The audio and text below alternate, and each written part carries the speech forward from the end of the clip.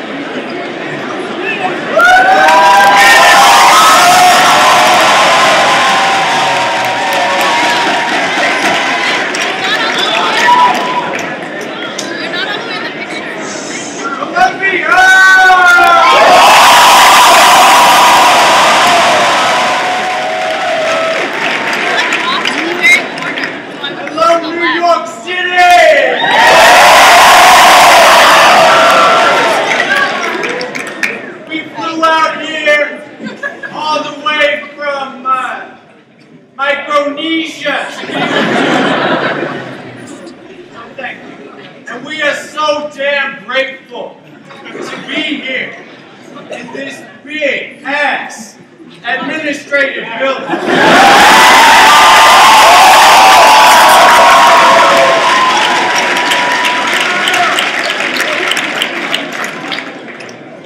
So, without further ado,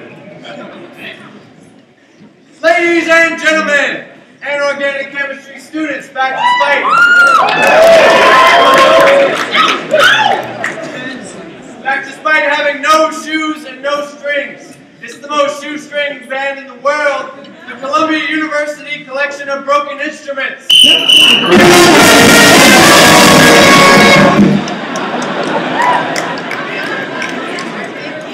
couldn't tell the difference. Featuring Jay Arrested Development coming back.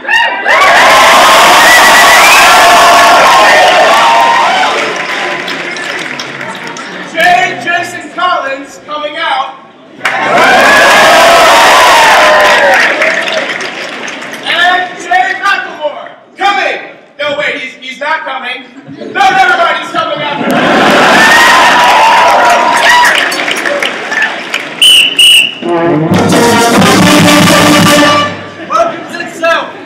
Welcome to Self, back to spirited, saccharine, strangely antiseptic, sensual, sententious, espadalian, semicircular, semi-centennial, solipsistic, recently renovated, Butler Library, where the shelves are long-lasting, but sadly not the men.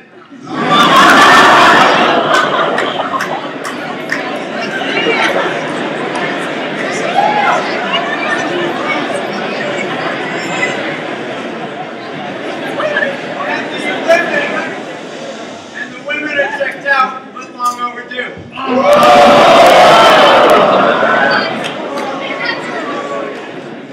As well as attendance and frontiers of science going up, standards and frontiers of science going down somehow.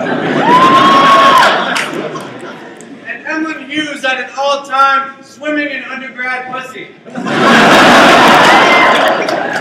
And now presents its 57th consecutive 69 semi-annual drive to lower the curve in organic chemistry while consummating the world's largest simultaneous Orgo.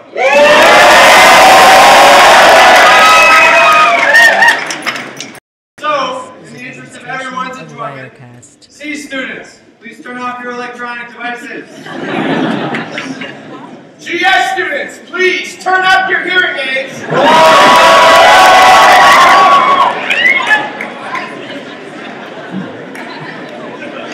CC kids, please set your phones to vibrate. And business school students, get the fuck out of here!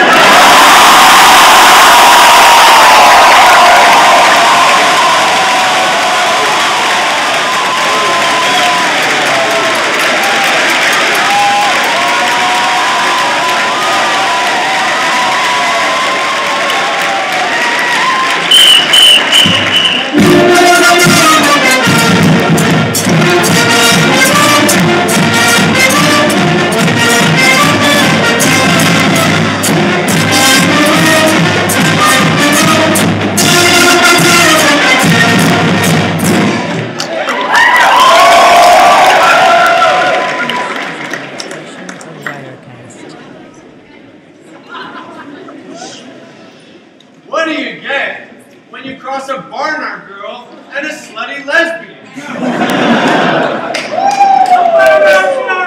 A slutty lesbian with a world-class liberal arts college education at the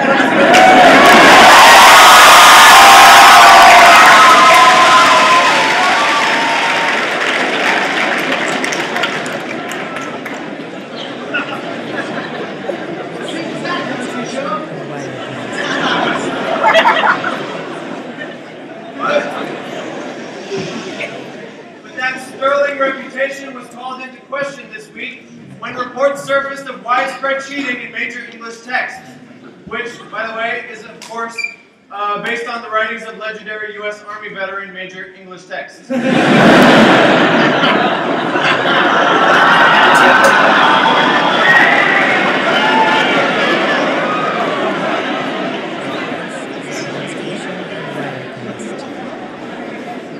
Students allegedly use their cell phones to look up answers during tests. Google. It's the 10th way of knowing.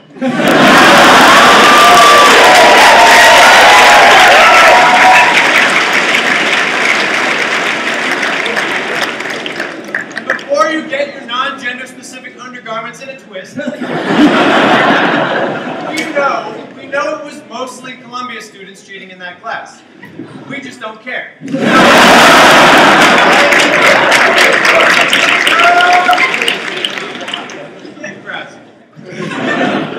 Why? It's because Columbia College is basically built on cheating.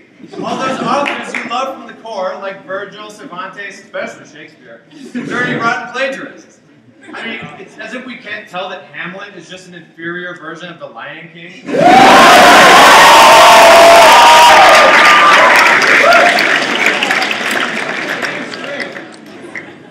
Now, we know what you're all thinking.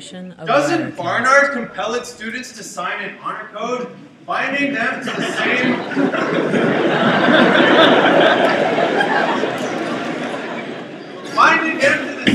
unshakable authority as the iTunes terms and conditions?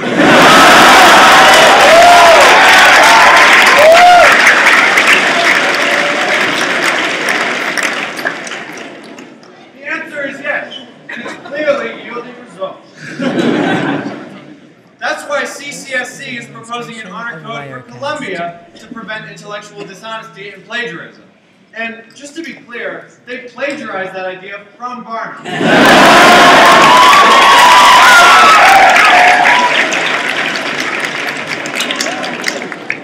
Now, we in the band would much rather uphold our honor the way our Greek forebears did, by getting naked and having totally platonic tickle fights.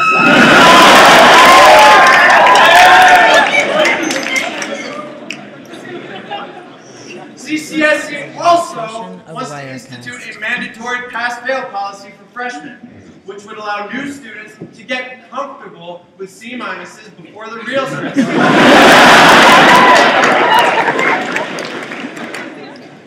But if life at Columbia is so stressful, why stop there? If anything, PDF is too harsh. Instead, we should be on the smiley face, frowny face.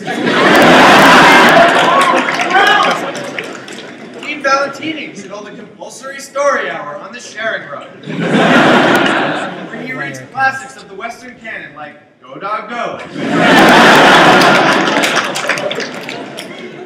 And that honor code that CCSC has been working so hard on, wouldn't a simple pinky swear suffice? In honor of, the band now forms the collection of study guides that got it through the core and plays Sweet Spark Notes of Mine.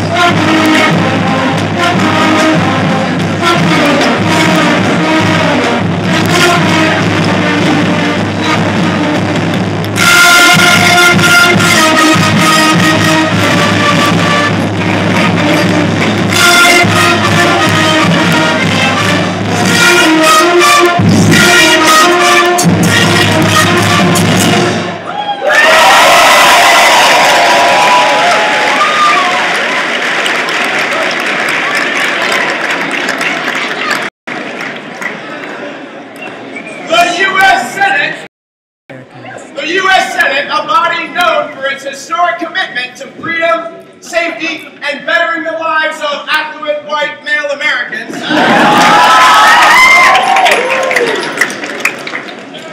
finally came together when debating gun control last month. In a show of unity, they all voted to have blueberry muffins catered instead of lemon poppy seeds. Also, they blatantly disregarded the wishes of almost the entire American public. It happens every year. But at least they did it without those annoying poppy seeds stuck in their teeth. Senate Minority Leader Mitch McConnell was quoted as saying, "Sure, we could take guns off the streets, but without guns, we would be denying Americans their basic constitutional right to shoot children in the face."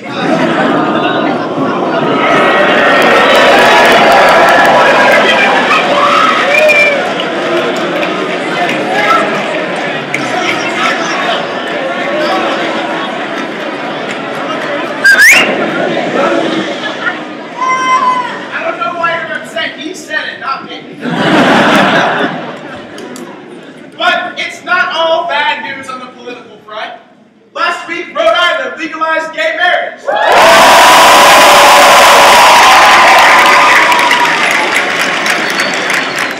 Yes, Rhode Island legalized gay marriage, meaning that John and Tim, the small state's only gay couple, can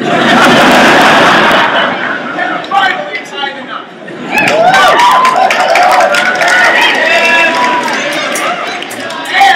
And just 2 days ago, Delaware jumped on board as well.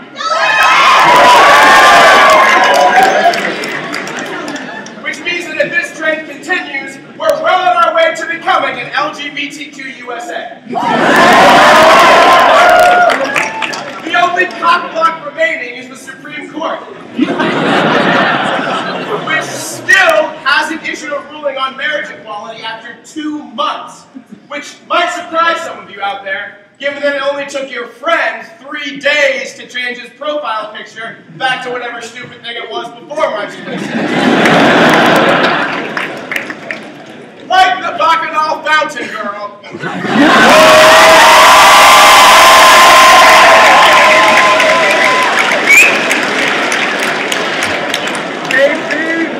Like the Bacchanal Fountain Girl, it's time for the Supreme Court to quit fucking around. We in the band think it's a travesty that you only have to wait 48 hours to buy a gun in some states, while same-sex couples have been waiting to buy a marriage license for their entire lives.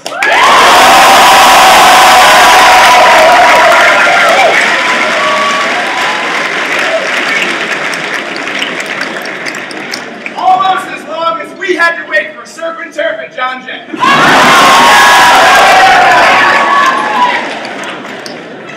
Luckily, we think we have a practical solution that will help gays get what they want in an expedient fashion.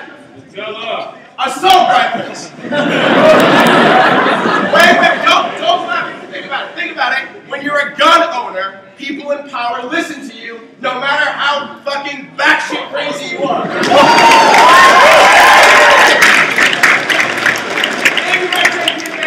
Second Amendment rights, marriage equality activists can convince Congress to give a shit about the First, Fifth, and 14th Amendment rights.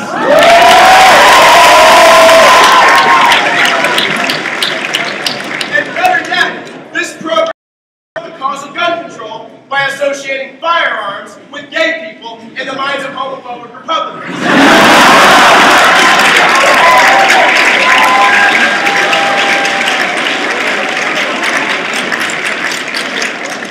Think about it. Would Rick Perry grasp his guns as lovingly if he looked at them and saw only warm, throbbing dick?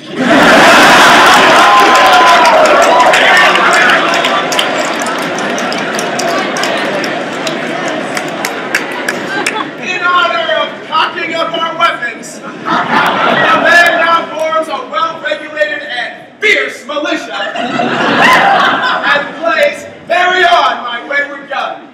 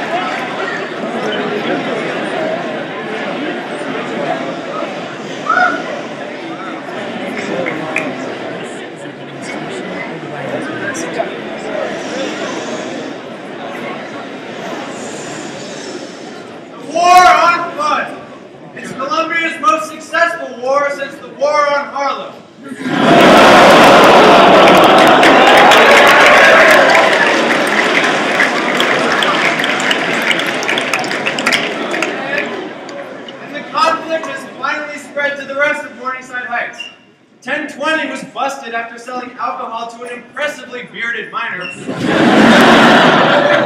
Rumored to be the top choice to play Chewbacca in Star Wars Episode 7. And cracked up has amped up its ID policy from, "Are you 21?" to, "Are you really 21?"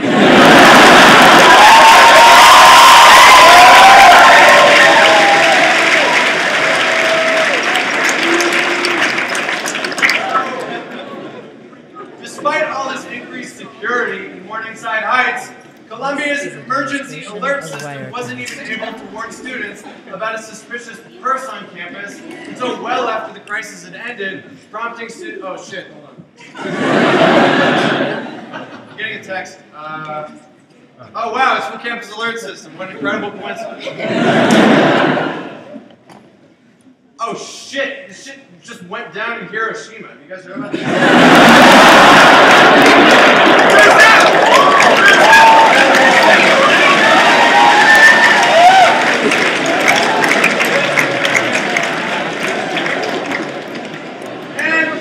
And despite the fact that Morningside Heights is now about as fun as Amigos is authentic and reasonably priced.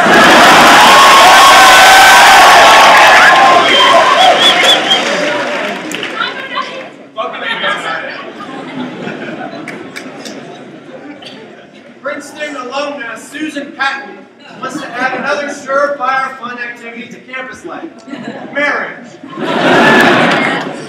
She recently told a crowd of Princeton women that women in the Ivy League need to find a husband on campus before they graduate. Yeah!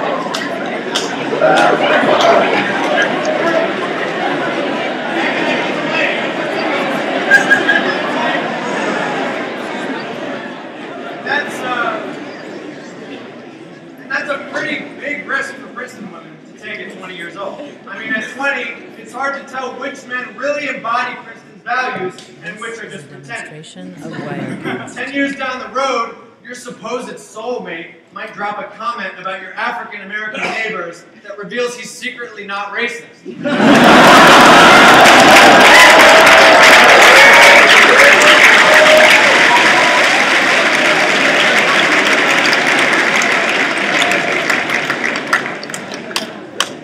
But how could marrying a Columbia man not end in bliss?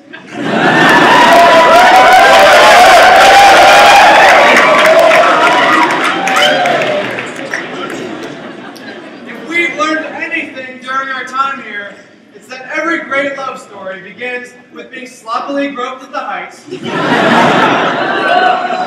whisked back to a Carmen double, waiting in a signing line for 10 minutes,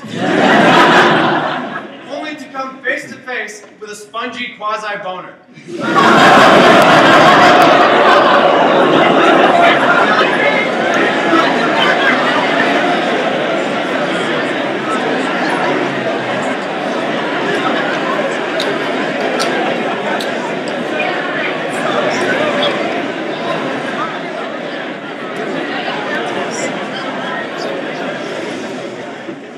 One thing's for sure. Columbia men are still infinitely better than Princeton men.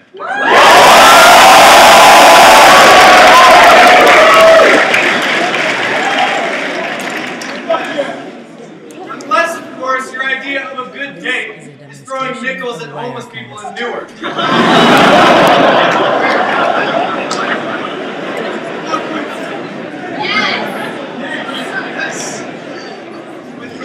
Dating scene being as crazy as it is, we're gonna lay low and focus on the truest kind of love. The band now forms a computer screen, a bottle of lotion, and a box of tissues. Please jerk it out.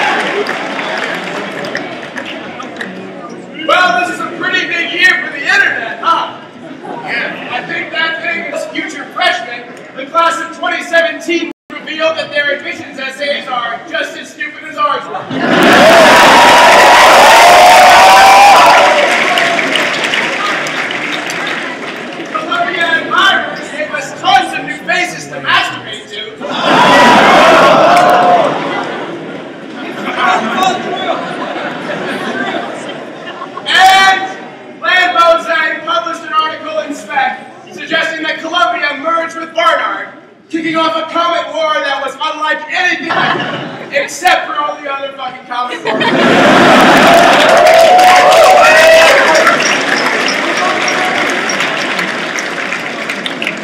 Now, despite Lambo's extensive research, and most people agreed that some things are better off staying separate, like Evelyn Hughes and psychedelic mushrooms. Defenders of our sister school were quick to point out that Barnard offers its students an experience unmatched by any of its peer institutions. It's a women's college that's full of men.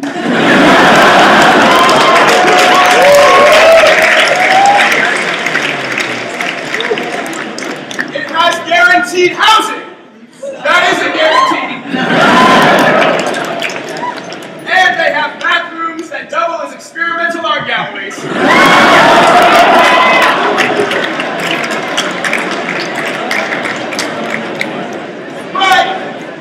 But all this talk of mergers gave us an idea. Why not merge the varsity show and Orgo Night? Why not merge the varsity show and Orgo Night, Columbia's oldest and best traditions, respectively?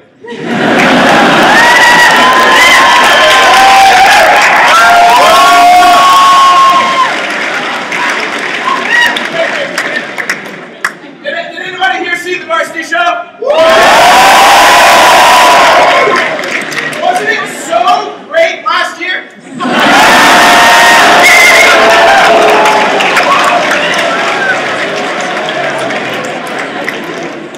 And really, a merger makes sense because we already have a lot in common with the varsity show.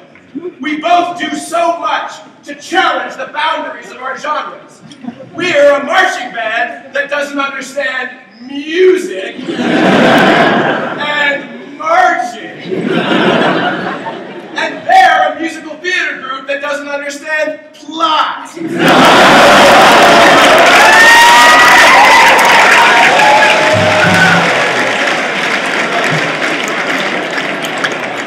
Really, there's no way a merger doesn't pay off.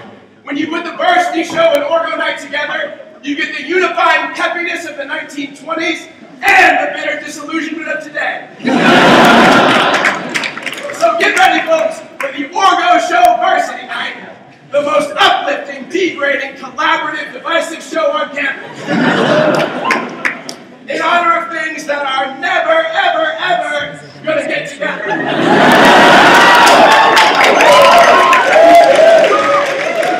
The band now forms a friendly rivalry and plays In Your Dreams.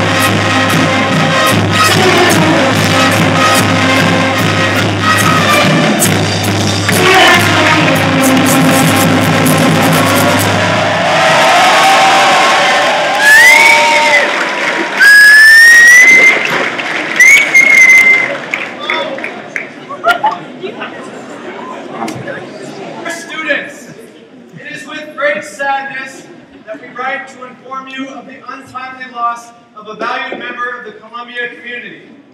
Dean of Student Affairs, Kevin Schollenberger,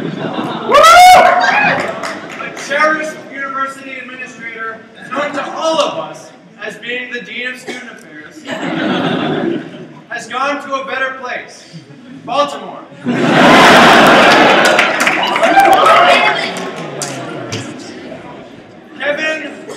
Kevin works tirelessly to strengthen Columbia's vibrant bureaucratic community, facilitating interpersonal dialogues between students and middlemen. Of all of the deans of student affairs, Kevin was by far the most recent.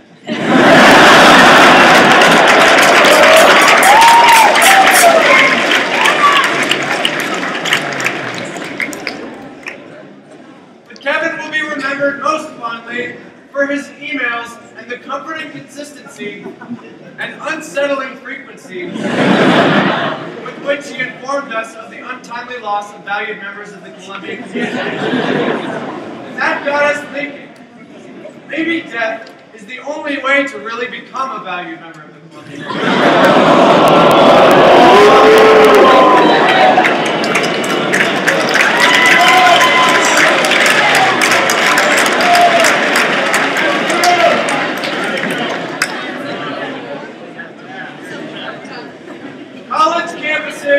Be a hotbed of mental health struggles, and even though there are no quick fixes, that didn't stop the administration from trying to come up with them. According to Columbia, we shouldn't be asking why students feel so isolated and depressed. We should be installing window stops to make suicide slightly less convenient.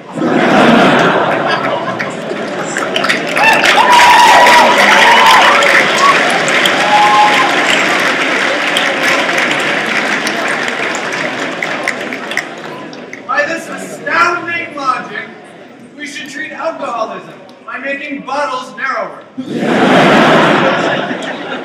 Or fight racism by making slurs really hard to pronounce.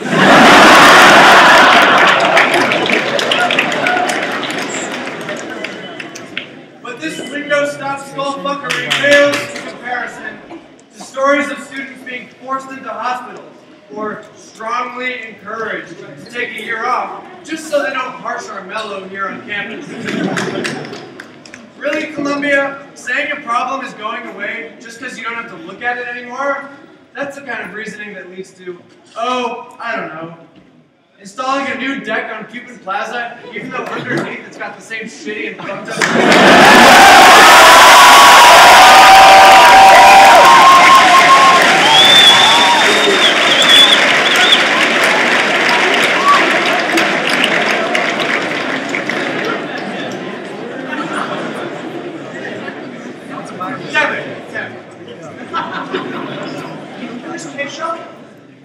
Although it must be hard for you to leave a place as great as Columbia, keep your chin up.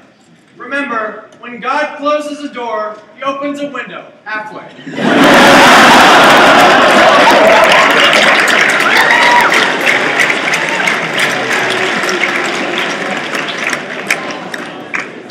In honor of K-Show passing on, the band now forms a superficial solution to a systemic problem and plays his favorite song.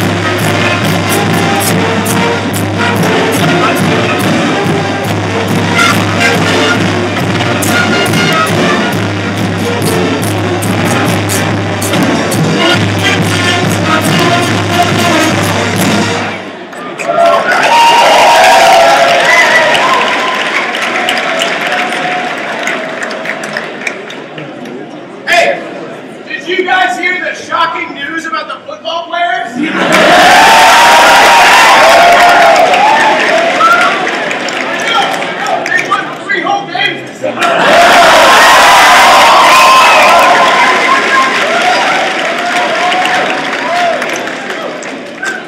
defensive lineman Chad Washington was a real standout this year, racking up 15 tackles, 2 sacks, and 1 hate crime. Allegedly, Washington and his friends accosted an Asian student, spewing racial slurs and pinning him to a wall. Eyewitnesses report the student then broke Washington's hold, spun past the entire football team,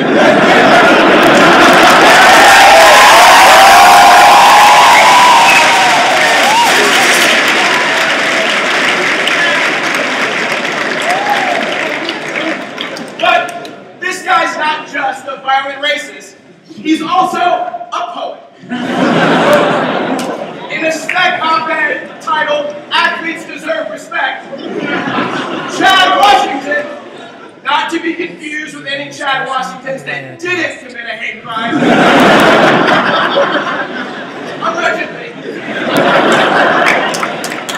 argued that football players are models of integrity and discipline, unlike the rest of you faggots.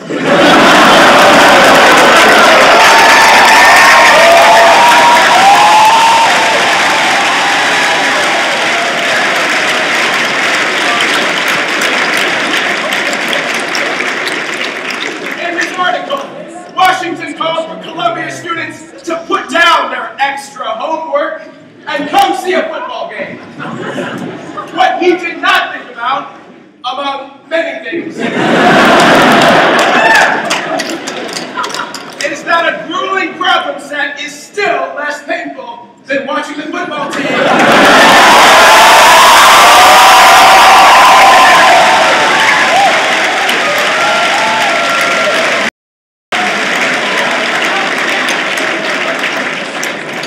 Watching the football team get thoroughly hashtag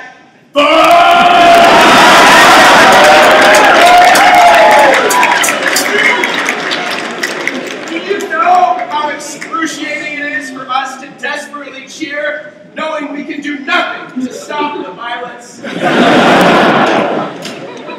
But through all this, it's important to remember that Washington's actions represent one player, and many others exactly like it.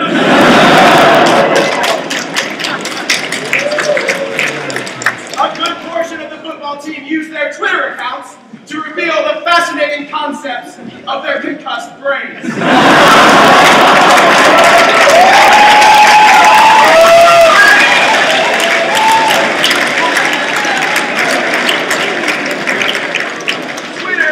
Twitter is the perfect outlet for football players. After 140 characters, they usually forget what they were talking about.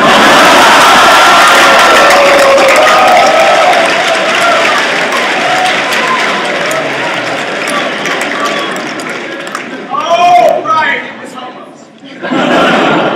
But one thing's for sure, they talk way more on Twitter than they ever do in class.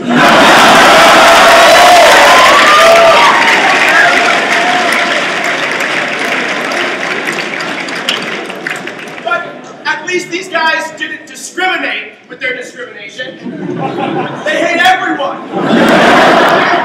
Gays, Jews, Asians, gay Asian Jews.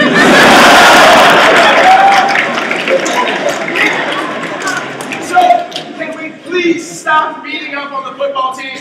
It's wrong to push around and harass football players just because they look a little different than you. Or because they conform to certain academic stereotypes. Or because their grasp of the English language is shaky at best.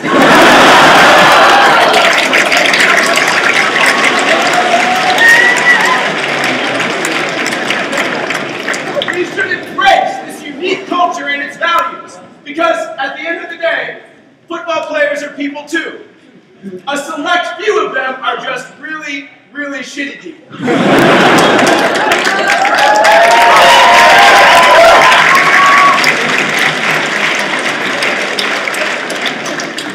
So, in honor of our truly offensive defensive linemen, the band now forms an ill-conceived thought and plays